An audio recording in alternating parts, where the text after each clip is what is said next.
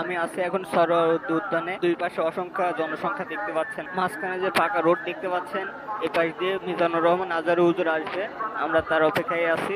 কিছুক্ষণের ভিতরে হুজুর আমাদের সামনে আসবে, আমরাও দেখবো, আপনাদেরকেও দেখাবো। আমরা সবাই হুজুরের আগমনের অপেক্ষায় রয়েছি।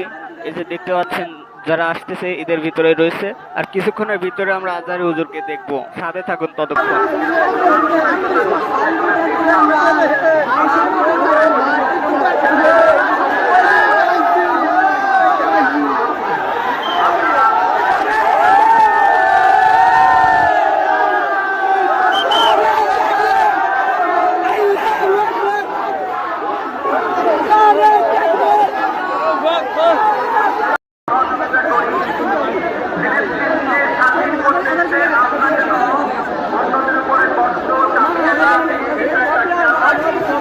এখানে আমি আর আমার অফিসের কলিগ শাওন ভাই ছিলাম।